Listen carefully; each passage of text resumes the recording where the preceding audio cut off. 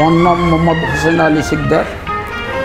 আমার পিতার নাম পিতা মিত্র রুস্তম আলী সিকদার। আমার ঠিকানা সুজান বোয়াল, পোস্ট অফিস কোয়ারপুর, জেলা শরীয়তপুর, থানা পালং। আমি একজন বীর মুক্তিযোদ্ধা।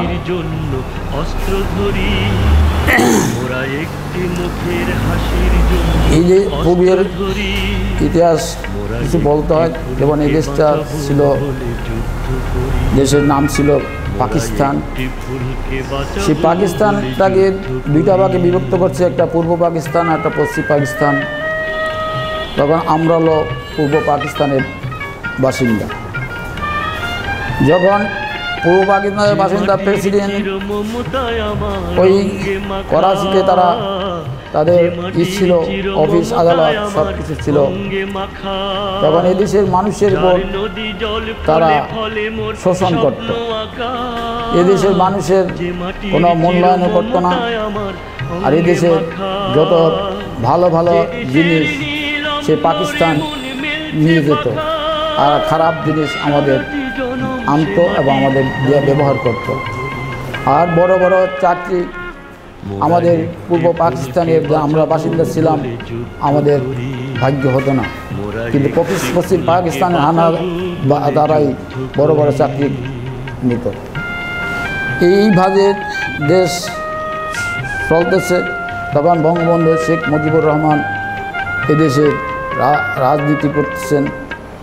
এক এক দুই করতে করতে ৬ দফা আন্দোলন নিয়ে তা বঙ্গবন্ধু শেখ মুজিবুর রহমান এটা নিয়ে সবসময় রাজনীতি ধাপে ধাপে করতেছে।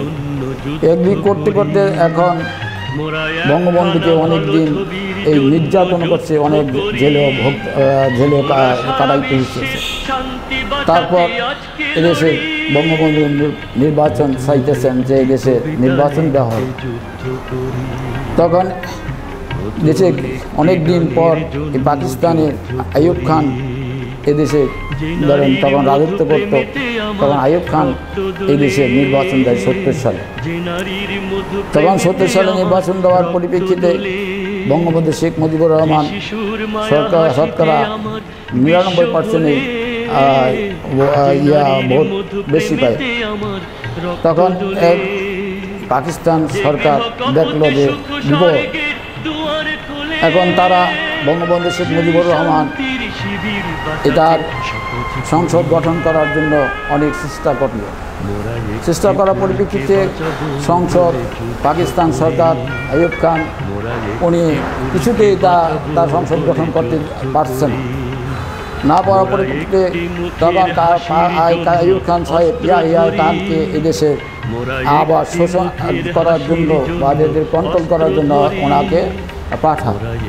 25 মার্চ রাত্রে এদেশে উনিরা আসে অনেক কিছু ক্ষতি করার চেষ্টা করে এবং কত ক্ষতি করে। তখন এক দুই করতে করতে শেষ পর্যন্ত ওরা ওই ক্ষমতা ছাড়তেছে না। তখন 7ই মার্চ বঙ্গবন্ধু শেখ মুজিবুর রহমান তার বক্তব্য পেশ করলো যে এদেশ স্বাধীন করতে হবে।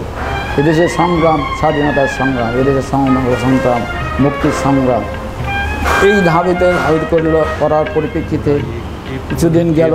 কিছুদিন পর শেষ পর্যন্ত ওই সময় বঙ্গবন্ধু শেখ মুজিবুর রহমান বলছিল যে যা আছে তাই নিয়ে আমরা যুদ্ধের মোকাবেলা হবে।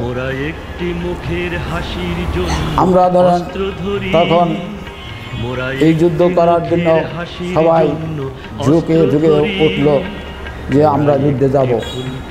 তখন আমাদের সুদন্দল এলাকা থেকে বা ডুমসার ইউনিয়নে আমরা 25 থেকে 30 জন লোক আমরা একত্রিত হলাম যে আমরা দেশ স্বাধীন করব। স্বাধীন করার জন্য আমরা ভারতে যাব, ভারতে এটা নিয়ে আইসা পাকিস্তানি হানাদার বাহিনীর সাথে আমরা যুদ্ধ করব।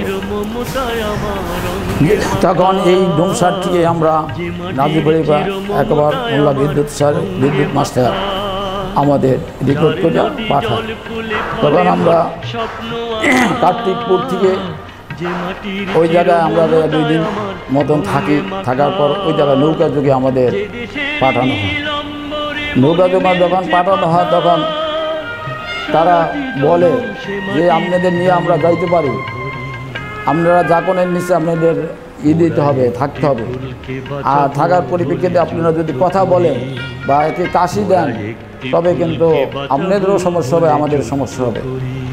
এই বাজে আমরা চললাম, নদীর ভিতরে আমাদের পাশ দিয়ে গান পর্যায়, তখন আমরা আল্লাহ বিল্লাহ করতে করতে করতে করতে তখন শুরু করি, একে করতে আবার আর এক দিক দিয়ে আসে, এরকম করতে করতে আমরা দাউদকান্দি চলে গেলাম। দাউদকান্দি যাওয়ার পর আমরা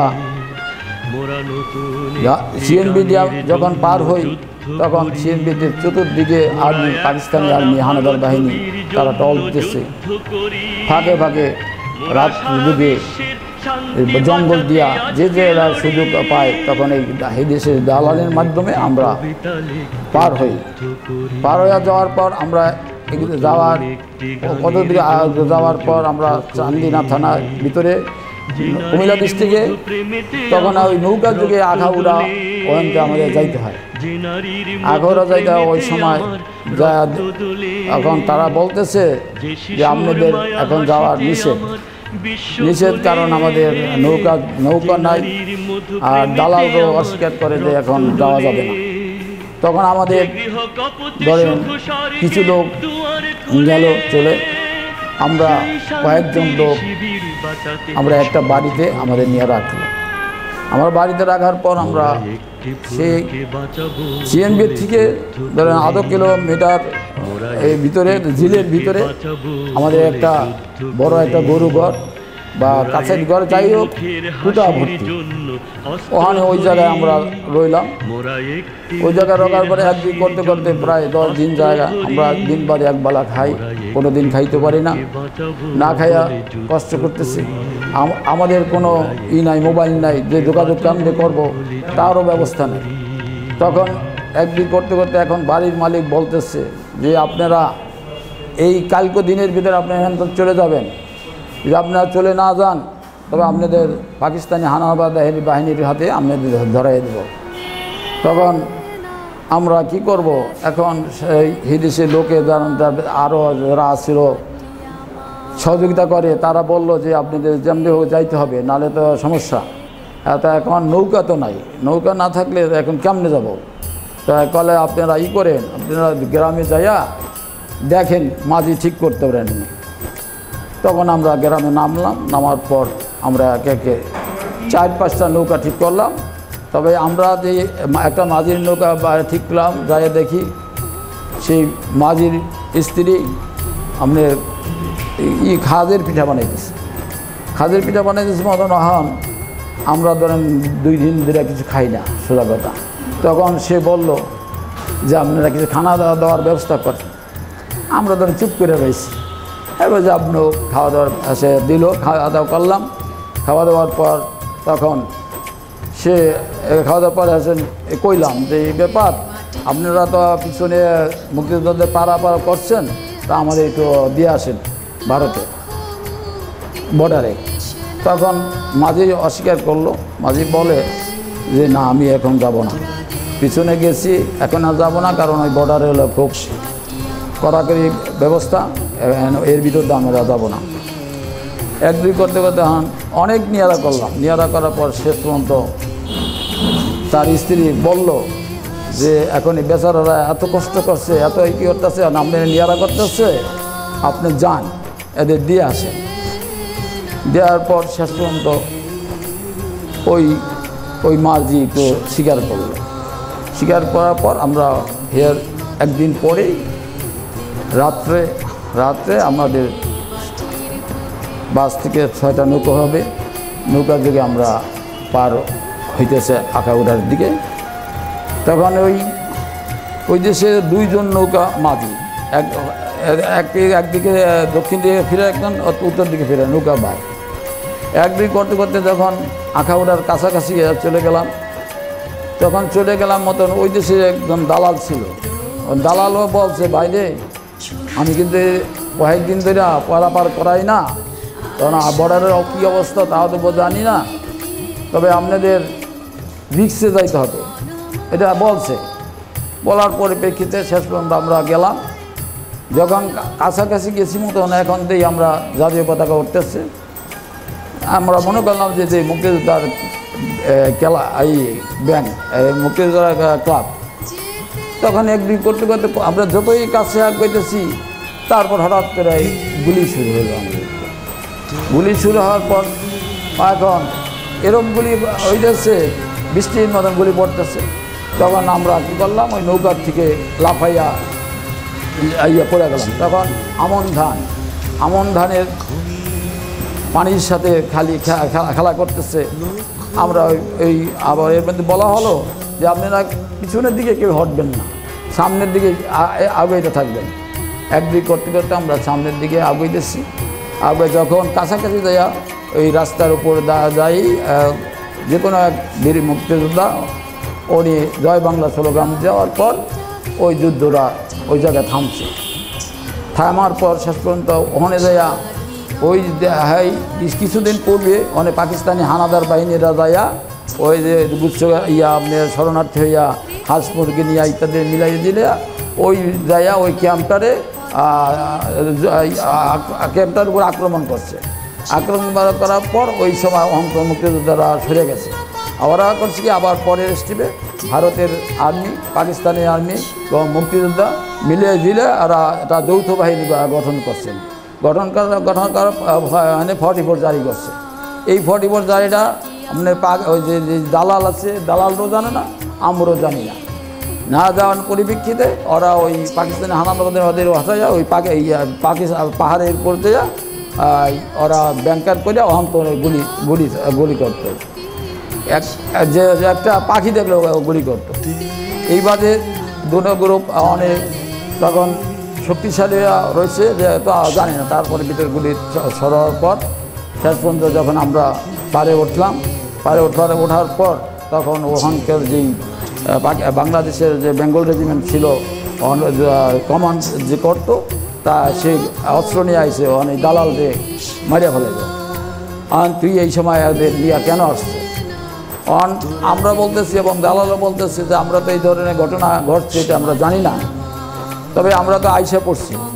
তা এখন আইসা পড়ছি তো এখন তোরে মারিয়া হয় নয় কথা, তুই যে এই সকল লোককে যদি মারা যাইতো কী অবস্থা হইতো? তখন আমরা একদিক করতে করতে লোক পরে ওটা শুরু হইলো। ওটা শুরু হওয়ার পর দেখা যাচ্ছে এক একটা গ্রুপে ধরেন 10 জন থেকে 15 জন, আবার 5 জন 7 জন গ্রুপে বিশাল হলো। তখন ওই ভারতের ভেদরগঞ্জের 2টা ছেলে MA পাস, গোসাইডের একটা ছেলে BA পাস। আমার নৌকার মাঝিটাও পাইতেছি না। এরপর যাই দেখি নৌকার মাঝে এই ডান দিকটা গুলি লাগছে, বাম দিকটা বাইরে গেছে। এরপর ওই সময় আমাদের একটা মুক্তিযোদ্ধা ছিল নৌকাপাড়া বাইতো, ওই সময় উনি ওই 12টা বন্ধ ছিল, নাহলে উনিও মারা যাইত ওই সময়। তখন আমরা কী করব, ওই জায়গা থেকে পরে এখন ওই মুক্তিযোদ্ধা যে 2-3 জন মারা গেল, ওদের আমরা দাফান হইল। দাফান টানার পর এই নৌকার মাঝিটা কুমিল্লা পাঠাইব। সে আর একটা মাঝি কয় আমি নিয়ে যাইতে পারবো না, আমি নিয়ে যাই আমার মাঝি হালাইব। একদিক করতে করতে শেষ পর্যন্ত কমান্ডাররা বলল যে আমরা কাগজপত্র করে দেবো, এদের নিয়ে আপনি চলে যান। এরপর আমরা কিছু টাকা সংগ্রহ করে দিলাম, মিলে দেওয়া, তারপর নিয়ে আসবো। তখন আমরা ভারতে গেলাম। কংগ্রেস ভবন আমাদের ওখানে যাইয়া এক রাত্রতে ছিলাম। তারপর অন্তত আমাদের নেওয়া গেল মেলাগড় ক্যাম্পে। আমাদের একাধারে কয়েকদিন রোলাম। আমাদের খাওয়া দাওয়ার খুবই একটা করুণ অবস্থা। দিন বাদে একসঙ্গে খাইছি, আবার যা খাওয়াইতো কিন্তু আমরা খাইতাম, না খাই কি করতাম, পোকা জোকা যা কিছু দিত তাই খাইতাম।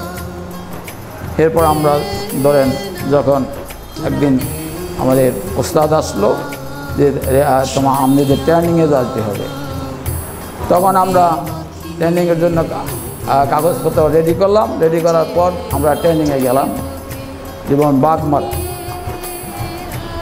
আমাদের বাগমারা ট্রেনিং সেন্টার, আমাদের 21 দিন ট্রেনিং দেওয়া হয়েছে। একদিন ট্রেনিং দেওয়ার ভিতর দিয়ে আমাদের 303 রাইফেল, SLR, LMG, স্টেন গান এবং 3 মোটর, 2 মোটর, গ্রেনেড ইত্যাদি আরও অনেক কিছু আমাদের প্রশিক্ষণ দেওয়া হলো 21 দিন। এই প্রশিক্ষণ দেওয়ার পরে আমাদের হাঁপানি মেলাঘরে ক্যাম্পে আমাদের নেওয়ার পর কিছুদিন পর আমরা ওই মেলাঘরে রইলাম। রওয়ার পর আমাদের আরেকদিন হঠাৎ করে বলতেছে আমাদের দেশে চলে যেতে হবে, আমাদের যার যার অস্ত্র এই তারা বিলি করলো। তখন আমার ছিল 303 রাইফেল, আরও ভাই বেড়া যারা এক একজনে এক একটা নিচে, কেউ LMG নিচে, SLR নিচে, স্টেন গান নিচে, গ্রেনেড নিচে ইত্যাদি মিলিয়ে দেওয়া। তখন আমরা দেশের দিকে রওনা হলাম। দেশের দিকে রওনা হলাম যখন আখাউড়া আসলাম কুমিল্লা ডিস্ট্রিক্টে, তখন আমাদের একটা বিরাট একটা হাই স্কুলে আমাদের রাখার পর আমরা রইলাম। হঠাৎ করে ওই দেশি এলাকার মুক্তিযোদ্ধা এবং কমান্ডার আর আয়সা বলল যে আপনাদের ওই পাকিস্তানি হানাদার বাহিনী কুমিল্লা ডিস্ট্রিক্ট থেকে মার্চ করে আসতেছে, তাদের সামনে আমাদের মোকাবেলা করতে হবে। তখন আমরা বললাম যে মোকাবেলা আমরা করব, ঠিক আছে। আমাদের কমান্ডার যারা ছিল হিরো কাঞ্চন বাসার এবং আমাদের ছোটো ভাই যেমন হাবিবুর রহমান, এরা বিশ্ববাহিনী একটা গ্রুপ ছিল, এরা সবাই বলল যে আমরা যে যুদ্ধ করব, আমরা অচেনা দেশে আমরা কেমনে যুদ্ধ করব। হ্যাঁ, তারা বলল সহজ বুদ্ধি দিতে, ঠিক আছে। তারা বলছে যে আপনারা যেই সাইডে আসেন একটা সাইডে আপনারা থাকবেন আর আমরা অপোজিট সাইড আমরা সংগ্রহ করব। তখন আমরা বললাম ঠিক আছে। আমাদের এই যুদ্ধ চললো, সারা রাত যুদ্ধ চলার পরিপ্রেক্ষিতে আপনার কিছু রাত্র শেষের দিকটা এখন আর ওরা আর গুলি ছাড়ে না, গুলি ছাড়া নাড়া পড়া পরিপ্রেক্ষিতে আবার এইদিকে যারা আসলো তারা মনে করলো যে ঠিকই তাদের তারা হঠাৎ করে তারা ওই তাদের পতাকা উড়াই দিল, তারা সারেন্ডার করলো। সারেন্ডার করার পরিপ্রেক্ষিতে তখন তারা বলতেছে আমরা সারেন্ডার করছি কিন্তু আমরা মুক্তিযোদ্ধাদের হাতে আমরা অস্ত্র দিব না, তাদের হাতে অস্ত্র দিব না, কিন্তু আপনাদের যদি নিতে হয় ভারতের আর্মি তারা আসুক, তাদের সাথে আমরা তাদের সাথে সারেন্ডার করবো, অস্ত্র পালব। তারপর যেমনি হোক কিছুক্ষণ পরে ভারতের থেকে আর্মি আসলো, আসার পর ওরা ওই অস্ত্রপাতি ফালাইয়া দিল আর ওদের টাকা টুকা রেডিও যাকে যে যা কিছু ছিল অতি ধরেন সিডিয়া পিডিয়া অনেক কিছু করছে। করার পরিপ্রেক্ষিতে ওই কিছুক্ষণ পরে ওরা যেমনি ওখানে রয়েছে, তারপর ওদের পাকিস্তানি আর্মিদের ভারতে নিয়ে গেল। আমরা আবার রওনা করলাম।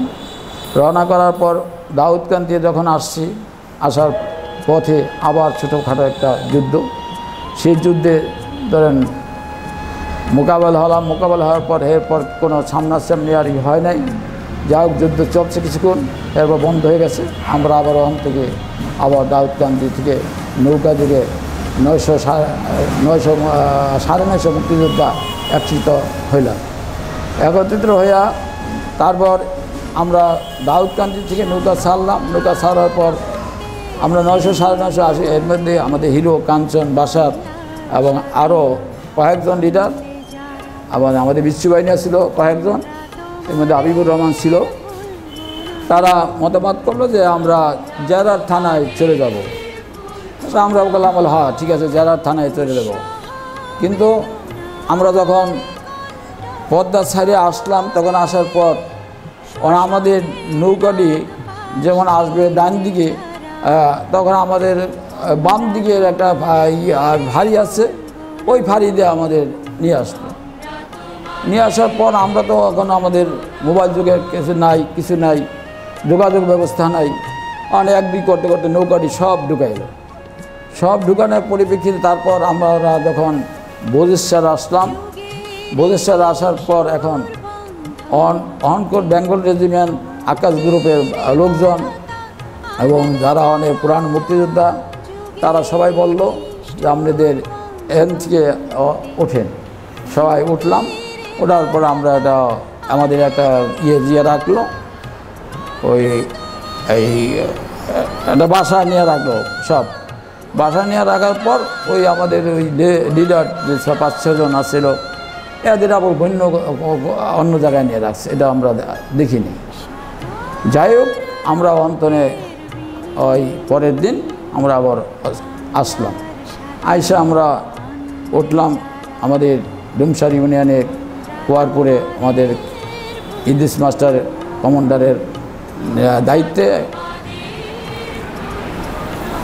ছিল। তখন আমরা হেনে গেলাম, হেনে যাওয়ার পর এখন দেখি অনেক কিছু কিছু লোকজন একটু কেমন জানি ভাব দেখায়, ভাব দেখার পর শেষ পর্যন্ত আমরা ধরেন পরে গেলাম, সহকারী ছিল কাসেম শরীয়তপুরে, তখন এই পালং থানা অধীনে। তখন আমরা আবার তার কাছে যোগাযোগ করলাম, যোগাযোগ করার পরিপ্রেক্ষিতে তারপর কিছুদিন আমরা ধরেন কাটাইলাম, যুদ্ধ টুকটাক যুদ্ধ হলো, এরপর দেশ স্বাধীন হলো, স্বাধীনতা ঘোষণা করলো। স্বাধীনতা ঘোষণা করার পর দেশ স্বাধীন হয়ে গেল। তখন আমাদের পরে কিছুদিন পর বলতেছে আপনাদের অস্ত্রপাতি জমা দিতে হবে।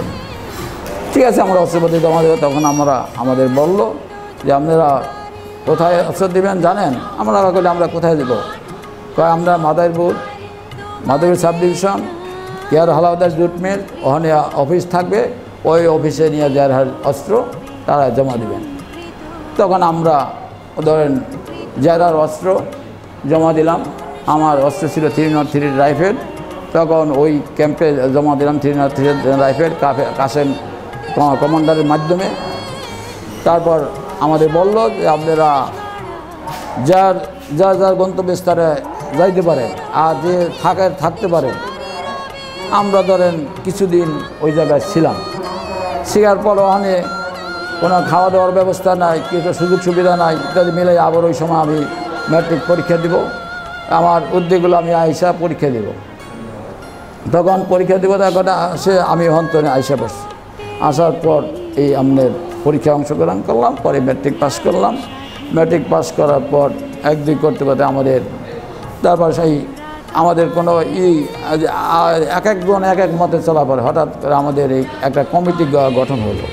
কমিটি গঠন হলো থানা জেলা লেভেলে থানা লেভেলে ইউনিয়ন লেভেলে এই কমিটির দায়িত্ব যেমন আমাদের গণি সাহেব ছিল, কাসেম পদ্দিকিদার কাসেম, এবং আমাদের থানা লেভেলে আব্দুল আজিজ সিকদার, ইউনিয়ন লেভেলে ছিল জায়গায় গণি মাতবর। এরকম ভাবে পর্যালোচনা চললো। তারপর কিছুদিন পর আমি ধরেন তখন ম্যাট্রিক পাস করার পর এরপর প্রাইমারিতে চাকরি নিলাম। একাধারে আমি ধরেন চাকরি করলাম 38 বছর। 38 করার পর এর ভিতর দিয়ে আমি ধরেন সংসদ যখন তৈরি হয় তখন